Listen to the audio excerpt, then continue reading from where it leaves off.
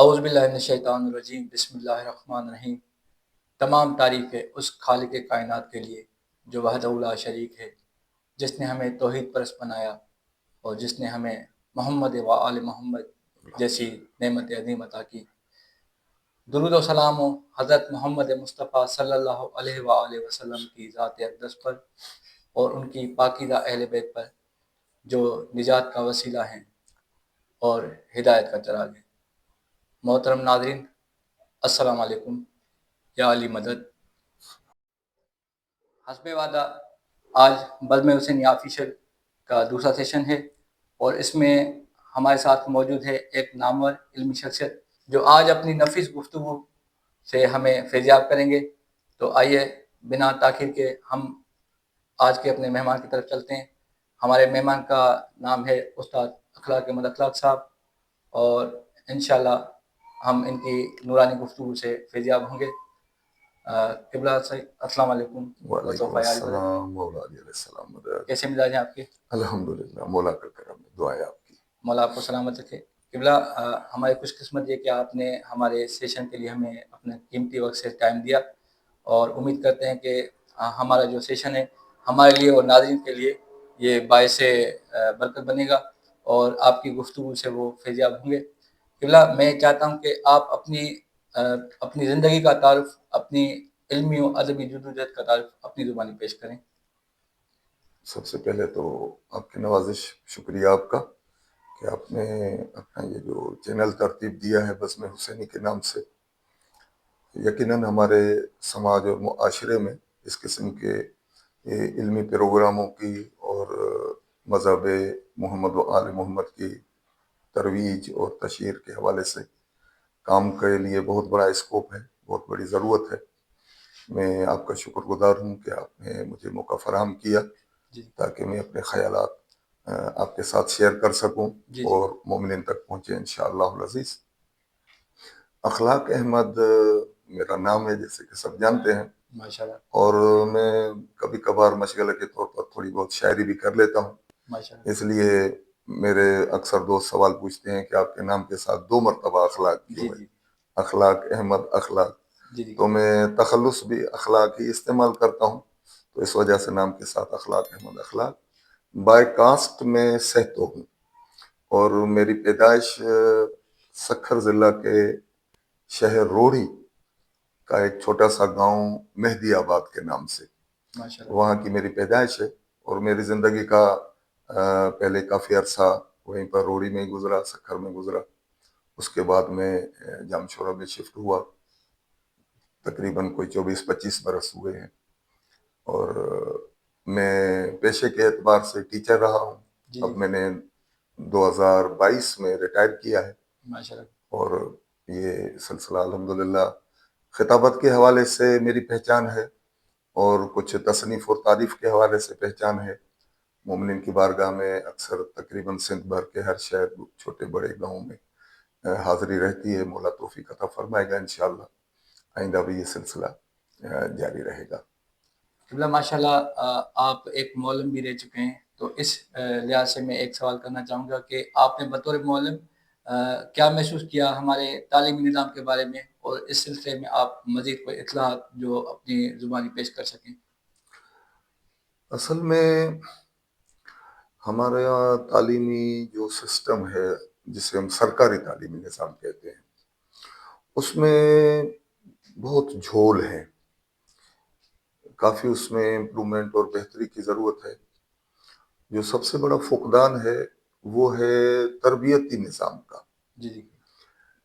ہمارے ہاں تعلیم پر تو زور دیا جاتا ہے تھوڑا بہت، کچھ بھی، مثلاً سرکاری اداروں کے ساتھ کچھ پرائیویٹ ادارے بھی ہیں، وہ بھی اپنے طور پر کام کر رہے ہیں، مگر وہ ان میں سے اکثر آپ جانتے ہیں، ہمارا معاشرہ اور سماج بھی جانتا ہے کہ وہ پروفیشنل ہیں، ان کو مقصد اپنے پیٹ بھرنے سے ہے، کمائی سے ہے۔ اس لیے ہم اکثر تعلیمی جو پرائیویٹ ادارے ہیں ان سے بھی نالاں رہتے ہیں، ان سے بھی کچھ نہ کچھ شکوے ہیں۔ سرکاری نظام میں ہمارے ہاں جو ہے وہ تربیتی، جس طرح میں نے عرض کیا، فقدان ہے۔ ہمارے ہاں تربیت کا کوئی نظام نہیں ہے، صرف رٹے کی پڑھائی ہے، پڑھایا جاتا ہے. ویسے نفسیاتی طور پر جو معلم ہوتا ہے، ٹیچر، استاد ہوتا ہے، وہ والدین کے بعد اپنے شاگردوں کے لیے نمونۂ عمل ہوتا ہے. جی اور بچے اسے اپنا آئیڈیل سمجھتے ہیں، اس کی کاپی کرتے ہیں. تو پھر اگر یہ ہم تربیت کی بات کریں گے تو پھر یہ استاد بھی تربیت یافتہ ہونا چاہیے. اگر استاد تربیت یافتہ، ہمارے ہاں جو ٹریننگز ہیں وہ بھی صرف وہ پروفیشنل قسم کی ٹریننگز ہیں جی کہ سبق کس طرح پڑھایا جائے، ہوم ورک کس طرح دیا جائے، اور اپنا کورس جو ہے وہ کس طرح کمپلیٹ کیا جائے. تربیت سے میری مراد یہ ہے کہ اخلاقی تربیت، جی کردار کی تعمیر. اور اگر صاحب کردار لوگ سماج میں ہوں گے، معاشرے میں ہوں گے، اور اس میں کچھ نہ کچھ قصور ہمارے گھروں کے تربیتی ماحول کا بھی ہے. ہمارے گھروں کا اگر تربیتی ماحول بہتر ہوگا، وہ بھی جس طرح میں نے عرض کی کہ والدین خود کتنے تربیت یافتہ ہیں، یعنی یہ بعد جو ہے، یہ جو فاصلہ ہے، تربیتی گیپ جو ہے، یہ نسلوں سے جاری ہے. کافی نسلوں سے ہمارے ہاں تربیتی سلسلہ جو ہے نا وہ بہت ہی محدود ہو گیا ہے، یا کہیں کہیں تو نہ ہونے کے بالکل برابر ہے. جی اس لیے ہمیں اپنے تربیتی نظام کو بہتر بنانا ہوگا تاکہ ہماری تعلیم بھی اثر انداز ہو. مثلا ہم کسی کورس کی کتاب میں پڑھتے ہیں کہ سچائی اچھی بات ہے، سچ بولنا اچھا ہے، چوری کرنا غلط کام ہے. اور اگر وہی بچہ دیکھے کہ میرا استاد بھی جھوٹ بولتا ہے، میرے ماں باپ بھی جھوٹ بولتے ہیں، تو پھر یہ جو فقط رٹا ہے، جو سبق ہے کہ سچ بولنا اچھی بات ہے، وہ بچہ اس سے اثر قبول نہیں کرے گا. جی کیونکہ سچے لوگوں کا اس کے پاس ایک وجود موجود نہیں ہے کہ جنہیں دیکھ کر وہ بچہ واقعی سچائی کی طرف متاثر ہو. مولا امام جعفر صادق علیہ السلام کا ایک فرمان مجھے اس حوالے سے یاد آ رہا ہے کہ امام علیہ السلام نے فرمایا کونوا دعاۃ للناس بغیر السنتکم، لوگوں کو نیکی کی طرف بلاؤ بغیر زبان کے. جی تو لوگوں نے پوچھا وہ نا بغیر زبان کے کس طرح بلایا جا سکتا ہے؟ امام علیہ السلام نے فرمایا اپنے کردار کے ذریعے. یعنی اگر کردار اور تعلیم، تربیت اور تعلیم، یہ دونوں چیزیں مل کر آگے بڑھیں گی تو سماج پر اثر انداز ہوں گی اور ہمارا معاشرہ بہتر ہوگا انشاءاللہ العزیز. جی قبلہ، آپ کے کہنے کا مقصد یہ ہے کہ ہمارے پاس جیسے کتاب ہے تو پریکٹیکل نہیں ہے، اسی طرح اگر معلم ہے تو وہ عمل سے معلم نہیں ہے. وہ لفظوں کی تربیت دیتا ہے لیکن وہ عملی تربیت ان کو خود کی بھی نہیں ہے اور ہاں جی، نسل کی بھی نہیں کر سکتا. وہ میں یہ کہنا چاہ رہا تھا کہ وہ فقط تعلیم دیتا ہے بیچارہ، جی جیسی اسے وہ بس ہے. کیونکہ ہمارے ہاں اکثر مزاج بھی معلمانہ نہیں ہے. جی کچھ لوگ تو بے روزگاری سے پریشان ہو کر ٹیچر بن گئے ہیں. جی انہیں اور کوئی روزگار نہیں مل رہا تھا. کسی زمانے میں ماسٹر بننا بہت آسان تھا تو لوگ دھڑا دھڑ، کہیں اگر انہیں وہ روزگار کے مواقع میسر نہیں ہے تو وہ ٹیچر بن جاتے تھے، جبکہ ان کا مزاج استاد والا یا تربیت کرنے والے کے حوالے سے نہیں تھا. آپ دیکھیں گے کہ قرآن کریم میں بھی اللہ تبارک و تعالی نے اپنے حبیب حضرت محمد مصطفیٰ صلی اللہ علیہ وآلہ وسلم کے حوالے سے جو تعارف کروایا ہے. سورہ مبارک جمعہ ہم ہر ہفتہ تقریباً سنتے ہیں. هو الذی بعث فی الامیین رسولا منہم یتلو علیہم آیاتہ ویزکیہم، کہ تم ہی میں سے ہم نے ایک رسول کو چنا، مبعوث فرمایا. ان کا کام کیا ہے کہ کتاب اور حکمت کی تعلیم دیتا ہے. یعلمہم الکتاب والحکمہ، اور اس کے ساتھ جو دوسری چیز بیان کی گئی ہے وہ یزکیہم، یعنی صرف تعلیم نہیں دیتا بلکہ تمہارے نفوس کا تزکیہ بھی کرتا ہے، تمہارے نفسوں کو پاک کرتا ہے. یعنی پیغمبر کریم کی سیرت طیبہ اور حیات طیبہ کے دو پہلو قرآن کریم میں بیان کیے جا رہے ہیں کہ تعلیم کے ساتھ تزکیہ کرنا. اگر تعلیم کو تزکیے سے الگ کر دیں گے تو تعلیم اثر انداز نہیں ہوگی. جی ماشاءاللہ قبلہ، تمام بہترین آپ کی مستفید باتیں. اور قبلہ جیسے کہ آپ ٹیچر رہ چکے ہیں اور تنظیم سازی کی طرف آپ کا بہتر رجحان ہوگا، تو میں آپ سے ایک دوسرا سوال کروں، جو کتابت اور تنظیمی دنیا کی طرف آپ کا رجحان کب سے شروع ہوا اور اس کی کیا وجہ تھی؟ ہاں، بہت اچھی پہلو کی طرف متوجہ کیا آپ نے. طالب علمی کے دور سے میں تھوڑا بہت اسکول کا کوئی ڈبیٹ وغیرہ کا سلسلہ ہوتا تھا، یہاں وہاں پر مجھے الحمدللہ بولنے کا شوق تھا. اساتذہ بھی کچھ ایسے ملے تھے کہ جو اس پر حوصلہ افزائی فرماتے تھے. تو میں نے بولنا شروع کیا تھا اپنے ہائی اسکول کے زمانے سے ہی. اور اسی زمانے میں اپنا اب شیعہ علماء کونسل ہے، پہلے شہید علامہ عارف حسین حسینی کے زمانے میں یہ تحریک جعفریہ کے نام سے کام ہوتا تھا. تو شہید علامہ عارف حسین حسینی کی شخصیت یقیناً ملت تشیع پاکستان کے لیے ایک بہت بڑی ہستی تھی، بہت بڑی اپنا ایسی پرکشش شخصیت تھی کہ وہ اپنوں کو تو اپنے مگر بیگانوں کو بھی متاثر کرتے تھے. تو شہید حسینی رحمۃ اللہ تعالیٰ علیہ جب ہمارے علاقے میں سندھ میں اور پھر سکھر میں تشریف لائے تھے، ان کے ہم نے استقبال کیے تھے، ان کی بارگاہ میں حاضر ہوئے تھے، ان کے کچھ مجالس اور دروس اور تقاریر سنی تھیں.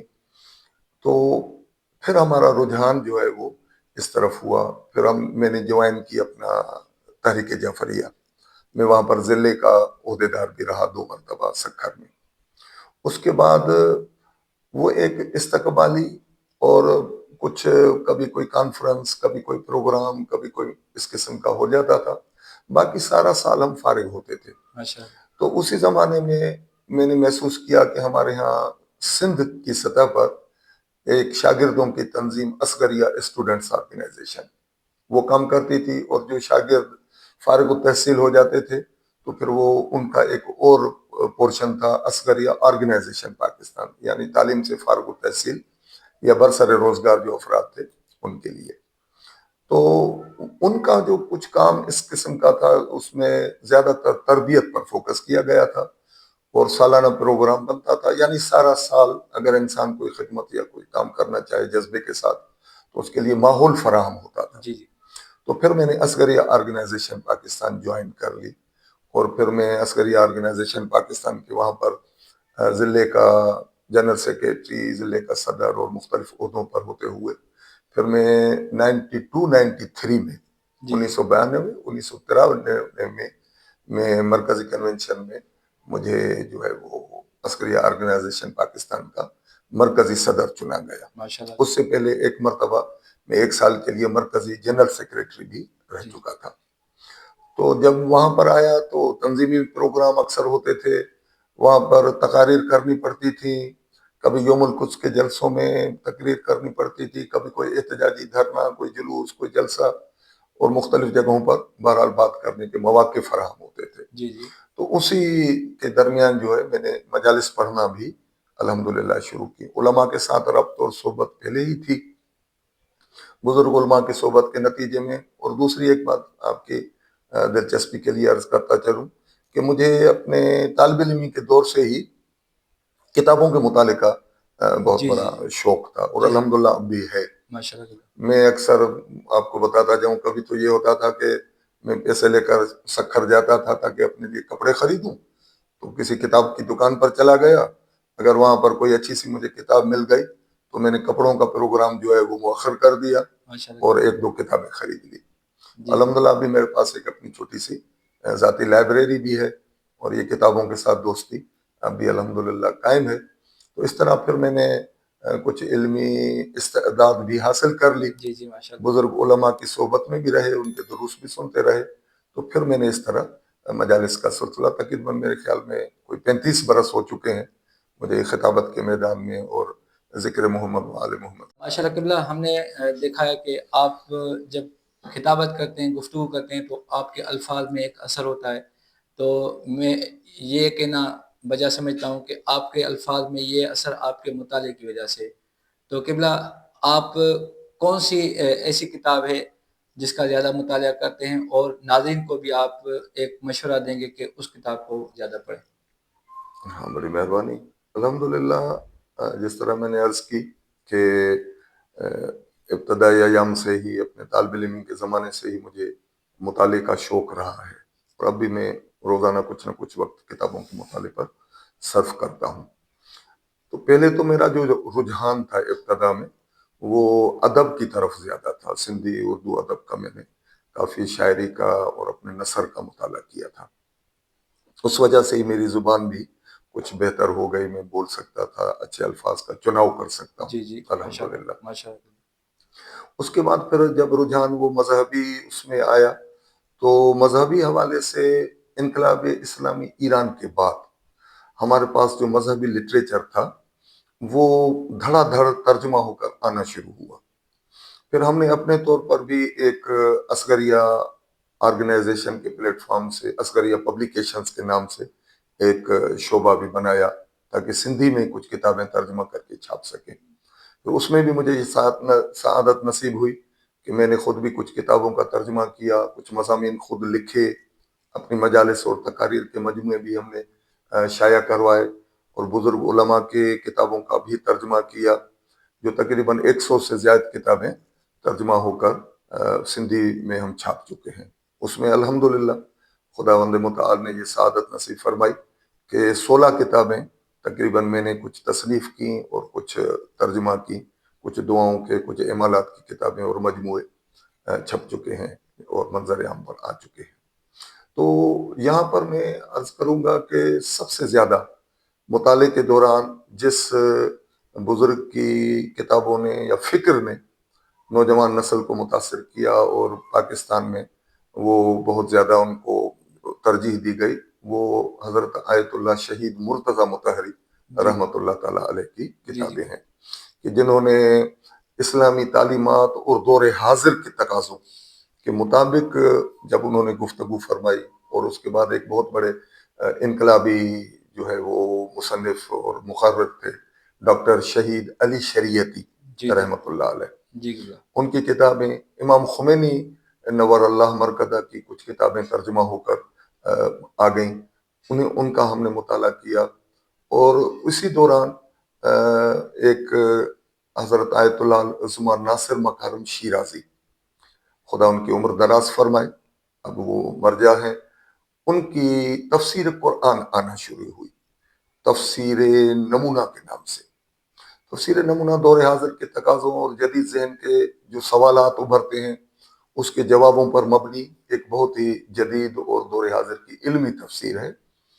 تفسیر نمونہ نے مجھے بہت زیادہ متاثر کیا، بہت سے سوالوں کے تشفی بخش جوابات بھی میسر ہوئے، اور اس سے ہم نے بہت زیادہ فیض حاصل کیا. میں گزارش کروں گا دیکھنے والوں، سننے والوں کی بارگاہ میں بھی کہ وہ قرآن کریم کی اس تفسیر کا مطالعہ ضرور کریں تاکہ ہم قرآن فہمی کی طرف بڑھ سکیں. قرآن فقط ثواب کے لیے اور مردے بخشوانے کے لیے نہیں ہے، بلکہ ہدایت کی کتاب ہے.